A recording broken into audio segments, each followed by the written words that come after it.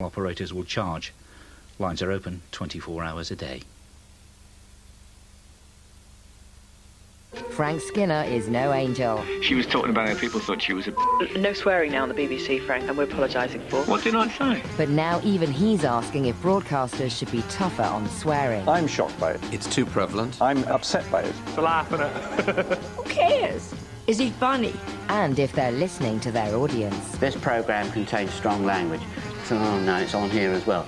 Panorama, have I got bad language for you? Monday at 8:30 on BBC One.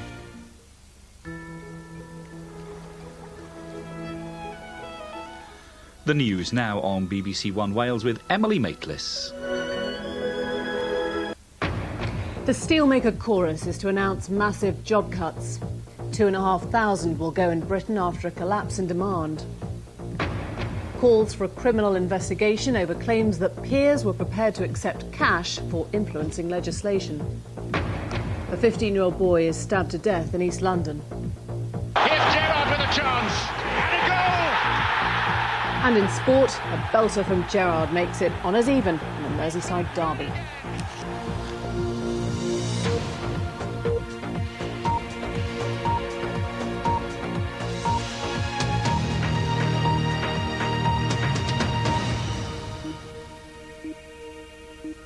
Hello, good evening. The BBC has learned that the steelmaker Chorus is cutting 2,500 British jobs. Another 1,000 will go from the company's global workforce. Chorus has asked for financial help from the government after steel prices fell by half. An announcement could come as early as tomorrow. This report from our business correspondent, Joe Lynham. They've been making steel at Port Talbot in Wales for over a century. But the future is less than certain, with workers waiting to hear whether they'll lose their jobs. Production had already been scaled back and contractors' hours cut as the company tried to avoid redundancies. Chorus is Europe's second largest steelmaker and employs 42,000 people, mostly in Britain and the Netherlands.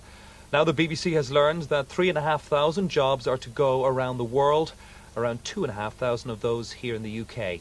Chorus refused to confirm any redundancies, but said in a statement, the company, like all steelmakers, is facing an unprecedented downturn in market demand.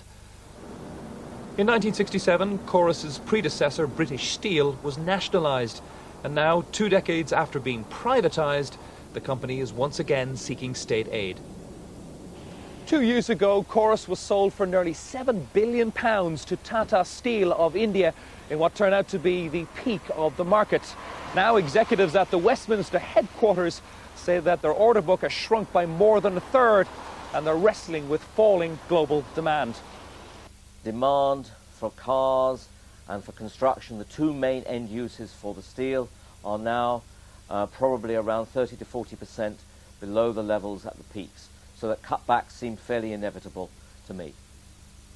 Chorus now joins an ever-growing list of major manufacturers in Britain, such as Honda, Waterford Wedgwood and JCB, which are buckling under the strain of the worst recession in 30 years. And tonight, at another Chorus plant on Teesside, the furnaces are still burning, but many here brace themselves for bad news in the coming days. Joe Lynham, BBC News. There are calls tonight for a police investigation into claims that 4 Labour peers agreed to help bring about changes to legislation in return for cash. The Labour leader in the Lords, Baroness Royal, said she was deeply concerned by the allegations in the Sunday Times newspaper. The 4 peers who deny wrongdoing have been summoned to give an account of their actions to the Chief Whip. This report from our political correspondent, Gary O'Donoghue.